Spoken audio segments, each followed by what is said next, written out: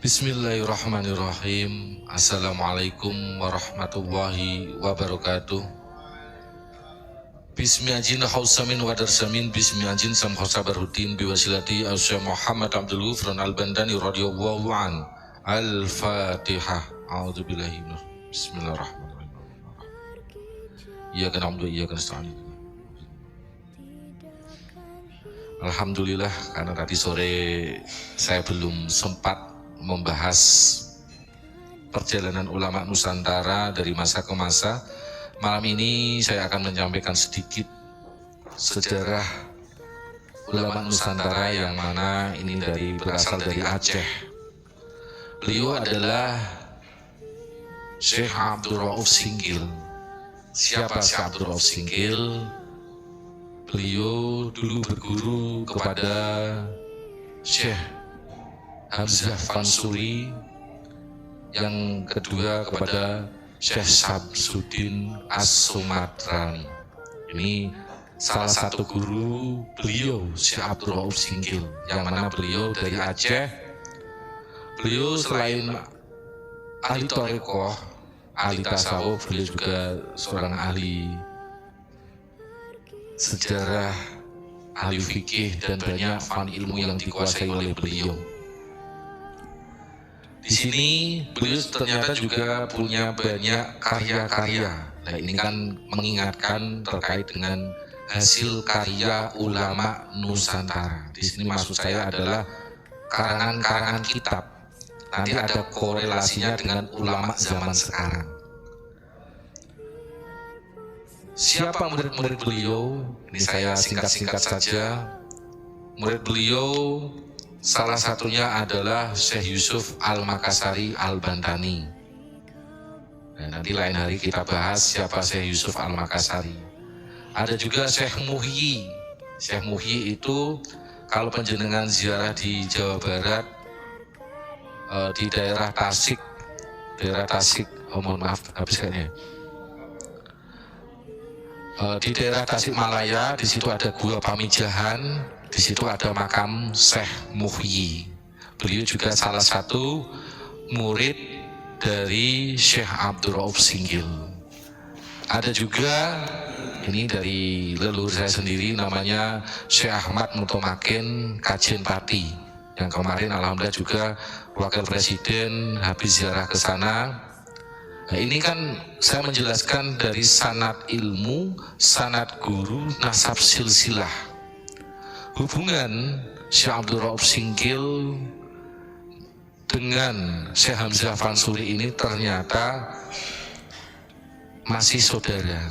Jadi Syekh Abdul Rahman bin Ali As-Singkil Aceh, beliau adalah keponakan dari Syekh Hamzah Fansuri. Semua itu ulama satu dengan yang lain, sebenarnya dari masa ke masa itu ada hubungan sanad ilmu, sanad guru, dan nasab silsilah. Dari beliaulah ini Syekh Abdul Rauf Singkil, karena beliau ahli thariqah yang nanti ke runut sampai ke Jawa, thariqah Satariyah. Karena di sini penjelasannya siapa Ustaz Ubat? Syekh Abdullah Sattar. Syekh Abdullah Sattar ini pencetusnya daripada thariqah Satariyah. Itu nanti yang kebanyakan dipakai thariqahnya di Keraton Cirebon. Ini saya singkat cerita saya bacakan karya-karya daripada Syekh Abdul Rauf Singkil. Yang pertama, manuskrip Mi'rad At-Tullab fi Tafsil Ma'rifat Al-Ahkam As-Syar'iyyah li Malik Al-Wahhab. Ini yang disusun di atas permintaan Tajul Alam Safiruddin Permaisuri Aceh. Satu salinan terdapat di University Leiden dan Batavia. Memang banyak manuskrip data yang dari Nusantara, sejarah Nusantara, termasuk karya-karya ilmiah ini banyak yang berada di Leiden. Kemudian yang kedua ada Umdat Al-Muhtajin, yang merupakan sebuah kitab zikir ke arah kesufian, termasuk gambaran dan cara pengarang-pengarang ternama mendapat pengetahuan. Yang ketiga, kitab Kifayat Al-Muhtajin. Ini yang membicarakan mengenai ilmu tasawuf, termasuk mengulas mengenai kitab-kitab A'yan Tobitoh, kitab Mau'izat Al-Badi, Lidahul Bayani fi Tahqiqi Masail A'yan, Tabirul Bayan, dan lain sebagainya. Yang keempat ada kitab Siratul Mustaqim. Ini yang merupakan kitab fikih pertama dikesan dalam bahasa Melayu. Cetakan pertama sekali diteliti ditasyih oleh Syekh Ahmad bin Muhammad Zain Al-Fatani yang dicetak di Turki. Kemudian dicetak sebagai bab dalam Sabilul Muhtadin dan digunakan sampai sekarang. Seterusnya ada kitab Bas'u Samawati wal Ard yang dicetak sebagai bab dalam kitab Tajul Muluk. Kitab Al-Fawaid Bahiyah yang dicetak sebagai bab dalam kitab Jam'ul Al-Fawaid. Kitab Asrar Al-Insani fi Ma'rifat Ar-Ruh Ar-Rahman. Kitab Hujjah As-Siddiq Lidaf'i Az-Zindiq. Kitab Tibyan fi Ma'rifah Al-Adiyan. Kitab Bustan Al-Salatin dalam 7 jilid. Kitab Hil Al-Zil. Kitab Ma'al Hayati li Ahli Al-Mamat. Kitab Tarjuman Al-Mustafid. Ini kitab terjemahan ayat Al-Quran dengan tafsirnya. Tafsir di dalam kitab ini sebenarnya adalah dari kitab Tafsir Jalalain. Ini kalau nggak salah pengarangnya Syekh Jalaluddin As-Suyuti ya. Dan alhamdulillah kitab Samawi juga pernah dibawa santri di makbarunya Syekh Jalaluddin As-Suyuti. Kitab Samawi ini yakni pengarangnya adalah Abuya Mama Ghufran Al-Bandani radhiyallahu an. Kemudian ada kitab Syarah Hadis 40. Ada kitab Tafsir Baidawi, kitab Al-Tariqah Al-Sattariyah, dan kitab Syam Al-Ma'rifat. Nah ini kan membuktikan bahwasanya karangan ulama-ulama Nusantara ini sangat luar biasa dan semua kebanyakan produktif dalam mencetak atau mengarang kitab-kitab yang mana sampai sekarang masih banyak yang dipelajari di Nusantara ini, bahkan sampai luar negeri. Makanya dengan saya menyampaikan ini tujuannya adalah mengingatkan kepada kita semuanya bahwasanya ulama-ulama Nusantara ini setelah era zaman Wali Songo semuanya kaliber dunia, dan bahkan karangan-karangan kitabnya ini banyak dipelajari hingga sekarang. Pertanyaan saya sederhana, pada saat ini siapa ulama yang masih produktif dalam mengarang kitab tasawuf atau kitab-kitab yang lain? Coba jenengan renungkan. Kalau jenengan mungkin belum ketemu, akan saya kasih jawaban langsung. Pada saat ini alhamdulillah di Nusantara, di Indonesia ini masih ada satu ulama, satu-satunya di dunia yang mengarang kitab tasawuf. Karena karangan beliau kan banyak ya. Ini saya sambil tentang kitab tasawuf. Ada kitab tentang tata negara, yakni kitab Al-Basit. Yakni siapa? Abuya Mama Ghufran Al-Bandani radhiyallahu an. Kitabnya tidak tanggung-tanggung, tidak memakai bahasa Arab, bahasa Jawa, bahasa Sunda, atau bahasa Melayu, atau bahasa yang lain, tetapi dengan bahasa tertua di dunia, atau bisa dikatakan bahasa purba, bahasa awal. Bahasa awal itu apa? Yakni bahasa Suryani. Nah, bahasa Suryani ini adalah bahasa awal yang diciptakan oleh Allah Subhanahu wa Ta'ala kepada Nabi Adam alaihissalam. Bahasa Suryani ini juga dipakai oleh bahasanya para malaikat, termasuk nanti di alam kubur kita nanti bukan memakai bahasa Arab tetapi memakai bahasa Suryani. Literatur banyak kitab-kitab yang menjelaskan tentang bahasa Suryani. Nah, ini yang kami sampaikan. Kemudian karena tadi juga menyinggung tentang para pahlawan, ulama, pejuang, dan juga banyak peperangan melawan Belanda. Di dalam kitab, mohon maaf dari buku ini ya, di buku yang saya dapatkan ini adalah dari Abuya Mamang Ghufron Al-Bantani. Ternyata Abuya Mamang Ghufron Al-Bantani ini mempunyai segudang keilmuan. Nah ini biar jenengan semakin tertarik. Ternyata kok Pondok Unik bisa membahas apapun ya. Ini bukan unjuk gigi, bukan, tetapi ini yang kami sampaikan adalah berkaitan dengan fenomena saat ini, yang mana banyak sejarah-sejarah yang diselewengkan, termasuk tadi Abuya Mamang Ghufron Al-Bantani juga menyampaikan bahwasanya kitab-kitab ini sudah banyak yang dirubah oleh orang-orang Wahabi. Kemarin ada yang komen juga, tolong sebutkan kitab apa saja yang dirubah. Saya beritahu, sebelum rame di media sosial tentang nasab, tentang sejarah tetek bengek, Pondok Unik Nusantara Pancasila Malang ini, Abuya Mamang Ghufron Al-Bantani itu membeli kitab hampir 100 juta. Kalau dipikir saat itu ibaratnya kita bisa makan saja alhamdulillah. Tetapi Abuya Mamang Ghufron Al-Bantani ini dengan tegas dan bijaksana menyampaikan kepada para ustadz di sini, nanti suatu saat kalian akan tahu.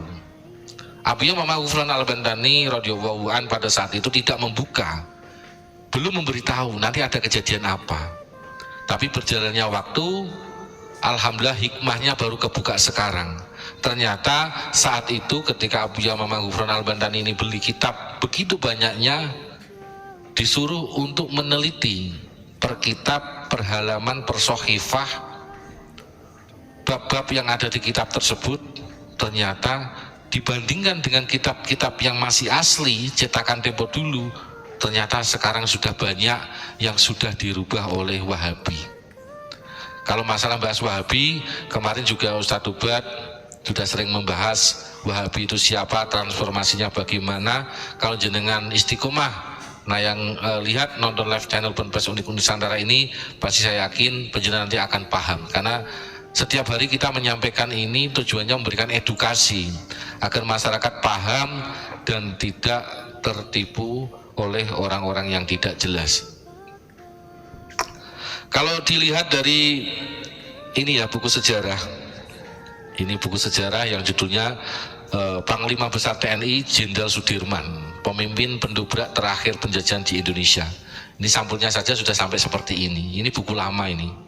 Nah, ini menceritakan di sini juga ada sejarah kenapa Belanda ini yang dituju pertama kali adalah Banten. Kenapa dengan Banten yang pertama dituju di sini, yakni tahun 1596 Masehi.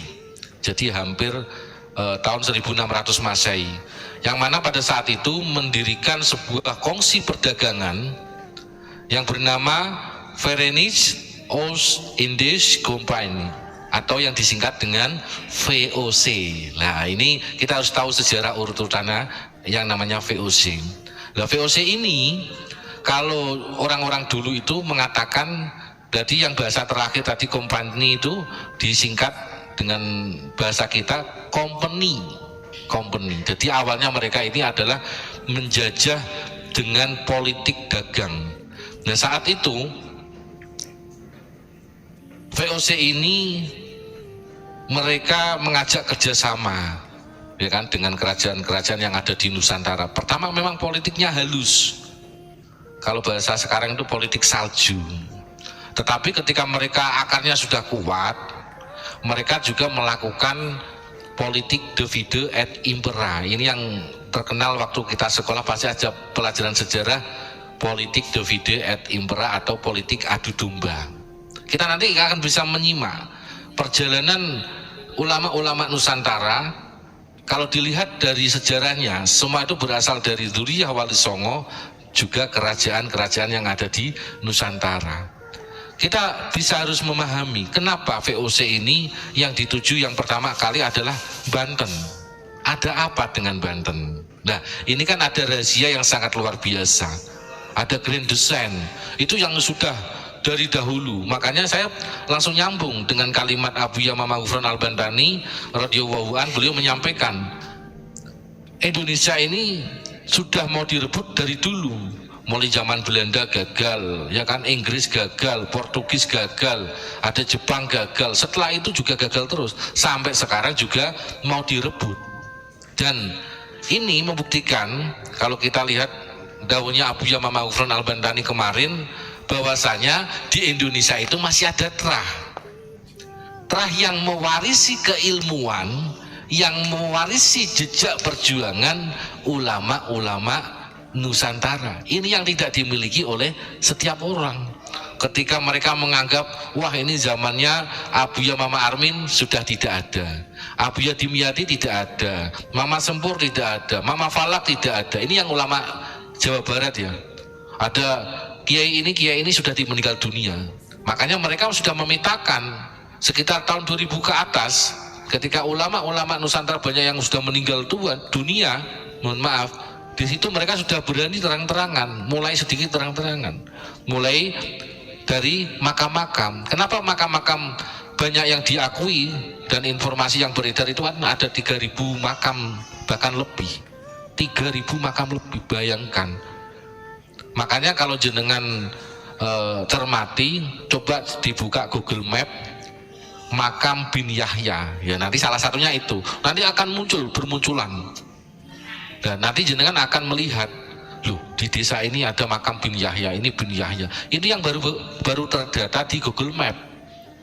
Padahal masih banyak makam-makam wali yang terah asli Nusantara, dari jalur Wali Songo sampai jalur kerajaan ini mereka mau menghilangkan. Itu nanti bisa dilihat dari urutan sejarah ini. Ternyata memang termasuk ini ada hubungannya, nyambungnya sampai sekitar tahun 1800-an. Sebelum tahun 1800-an sudah ada yang namanya geger pecinan, tahun 1742 atau tahun 1750-an. Geger pecinan ini yang mana diprakarsai, yang masyhur yaitu adalah siapa? Raden Said, Raden Mas Said atau Pangeran Samber Nyowo. Nah ini nanti akan berdirilah Kerajaan Mangkunegaran, itu yang ada di Solo itu. Makanya ketika Abuya Mama Ghufran Al-Bantani menyampaikan jangan ngutik-ngutik Pancasila, merah putih NKRI, karena Pak Indonesia ahli perang, ahli siasat. Nah makanya saya suka memberikan paparan lewat sejarah. Contohnya apa ya, mulai dari tadi tahun 1700-an ini yang di Jawa Tengah ya, ini saya menyampaikan, nanti juga akan kita kupas di daerah-daerah yang lain. Ada sejarahnya Pangeran Samber Nyowo saat itu VOC sendiri kalang kabut. VOC sendiri kalang kabut melawan satu orang. Jadi satu orang ini yang kenapa dikasih nama Pangeran Samber Nyowo, karena ada sampai di sejarah termasuk Benteng Van de Boek itu 1000 VOC yang mati, 1000 orang mati itu dari kelompok VOC saat itu. Makanya sampai mereka kebingungan cari siasat untuk mengalahkan siapa ini Pangeran Samber Nyowo. Makanya di situ ada perjanjian Giyanti, itu sejarah, karena setiap masa ini ada sejarah terus nyambung lagi. Tahun 1800-an ada Perang Padri yang tadi sore kami sampaikan. Perang Padri ini ada di Padang Sumatera Barat, yang mana diprakarsai oleh Tuanku Imam Bonjol. Nah, Tuanku Imam Bonjol ini kemarin rame kalau diakui itu adalah leluhur daripada Imam Jumbo, atau yang masyhur di kelompok mereka adalah Habib Rizik Syihab. Nah, Imam Jumbo ini maksudnya itu imam besar gitu. Kan sama itu, jumbo sama besar kan sama. Ini diakui. Lah, makanya kita nanti akan mengetahui pemetaan mereka, politik liciknya mereka dari masa ke masa, ya kan, itu akan turun temurun sampai sekarang. Kenapa pahlawan-pahlawan itu banyak diakui? Karena untuk menenggelamkan pahlawan Nusantara diakui dari klan mereka atau kelompok mereka. Kenapa menenggelamkan ulama-ulama Nusantara? Karena ulama Nusantara itu dulu itu berjuang semua, pemberani semua, berani menaruhkan jiwa raganya, hartanya untuk apa? Pancasila, merah putih dan NKRI. Nah, makanya mereka banyak berani menenggelamkan dan menghilangkan, mengganti nama-nama itu, mengganti sejarahnya para ulama dan para pahlawan. Karena kemarin ada yang komen juga bahwasanya Hos Cokro Aminoto ini juga dibaalawikan, padahal Hos Cokro Aminoto ini adalah Terah Raden, gurunya Bapak Soekarno. Itu nanti ada, kita punya datanya semua, jangan khawatir. Setelah tahun 1800-an ini, ya kan, nah itu jenengan ingat, waktu pelajaran sekolah dulu ada namanya kerja rodi, yang mana ini ceritanya saya ambil singkat-singkat ya. Ada namanya Jenderal Dendels, itu tahun 1808 sampai tahun 1811. Itu yang membuat jalan Anyer Penarukan atau jalan dari Banten ke Banyuwangi. Nah, saya ingin bertanya, saat itu siapa yang dipekerjakan, yang dijadikan budak-budak VOC, pribumi atau golongan mereka? Ini kita pakai penalaran logika yang sederhana saja. Memang ada hikmahnya, sekarang kita bisa melewati jalur Pantura, ya kan? Mulai dari Banten sampai Banyuwangi. Kita hikmahnya seperti itu. Tetapi kita harus ingat dan sadar, yang buat jalan Anyer dan sampai Penarukan ini adalah orang-orang pribumi yang ditindas saat itu. Selain membuat jalan itu, mereka juga merampas hasil bumi, memonopoli rempah-rempah Indonesia, menggeser kerajaan-kerajaan yang ada di Nusantara, termasuk nanti Banten diadu domba, di Mataram Jogja, itu otaknya dari sana. Wajar kalau kemarin rame ada KRT Sumodiningrat diakui dari situ, gitu loh Pak Imron. Nah, karena ini meneruskan jejak penjajahan, ya kan? Jejak penjajahan yang dilakukan oleh para penjajah terdahulu.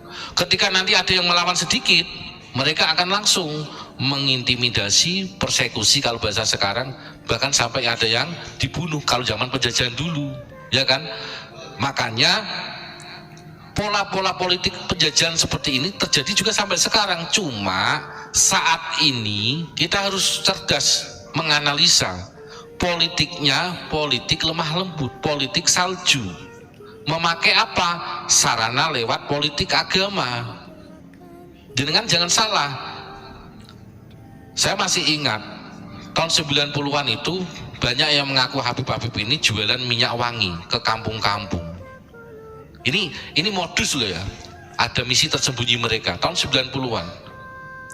Mereka kalau tidak dibeli kayak setengah marah. Jadi modelnya itu kalau misalkan jual minyak wangi dengan alasan barokah, alasan apa, ada yang sampai jual cincin itu dengan harga yang di luar nalar. Misalkan ake atau cincin ini harga 20.000 ya dijual sampai 1.500.000. Minyak wangi juga sama dengan alasan karomah, barokah dan tetek bengek.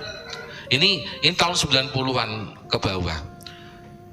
Kemudian karena melihat banyak ulama-ulama Nusantara yang sudah meninggal dunia, atau bisa dikatakan bahasanya Abuya itu kekosongan ulama, akhirnya mereka sekarang membabi buta dan bahkan terang-terangan.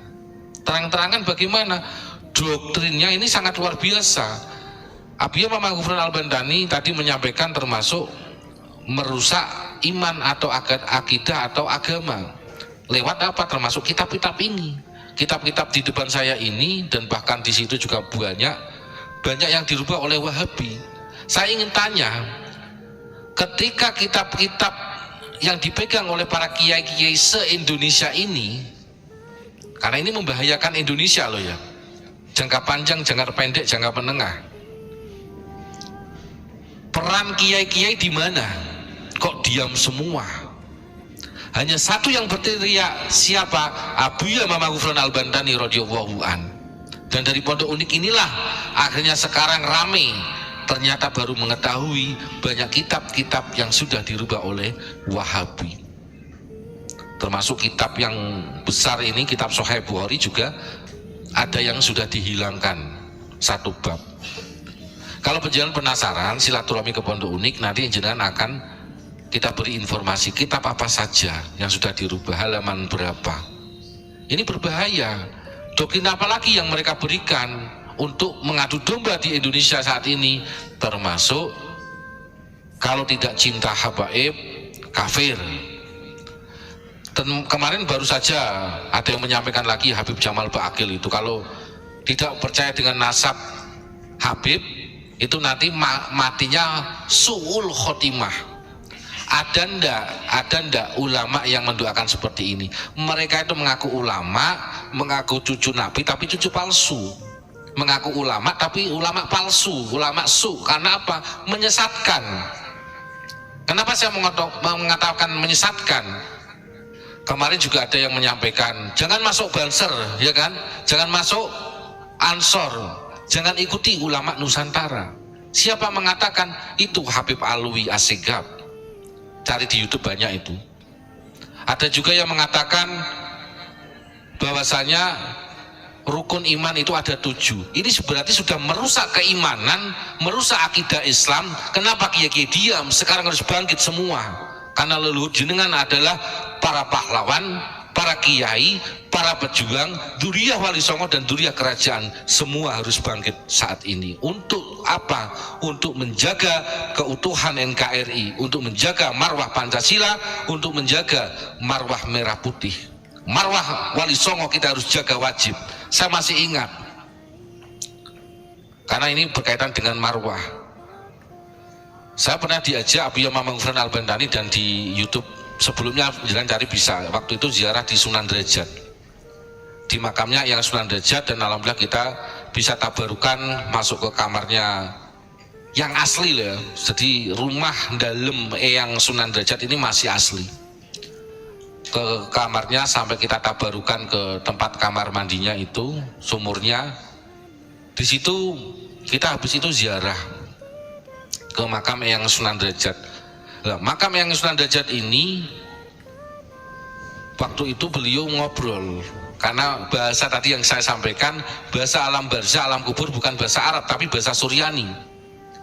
Saat itu yang saya tangkap adalah wasiat dari Eyang Sunan Derajat menyampaikan, tolong kembalikan marwah seperti zaman Wali Songo. Ini yang saya tangkap, karena saya dampingi Abu Yama Mangufran Al-Bandani. Waduh, berat ini. Ini saat itu loh, tahun-tahun kemarin. Kemudian waktu corona, kalau nggak salah tahun 2021, berarti sekitar 4 tahun Pak Imran ya.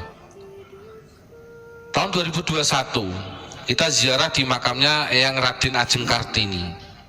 Beliau juga menyampaikan dengan ngobrol bahasa Suryani, diterjemahkan oleh para ustadz, termasuk Ustadz Ubat ini, dengan bahasa Arab dan ke bahasa Indonesia. Di sini yang saya tangkap adalah kalimatnya,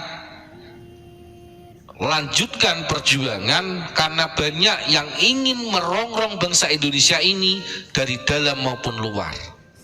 Jadi kalau jenengan semua sampai menghalangi siar ini, berarti jenengan adalah pengkhianat bangsa, jenengan anti Pancasila, jenengan anti merah putih dan anti NKRI. Karena apa? Yang kita sampaikan adalah Pancasila, merah putih dan NKRI. Meluruskan sejarah, menjaga marwah para alim ulama Nusantara, juga menjaga marwah para pahlawan yang sudah menaruhkan nyawanya, harta bendanya untuk bangsa Indonesia ini. Mungkin sementara itu dulu. Terima kasih. Wabillahi taufik wal hidayah. Wassalamualaikum warahmatullahi wabarakatuh. Tanah airku tidak kulupakan, kan terkenang selama hidupku. Biarpun saya pergi jauh, tidak akan hilang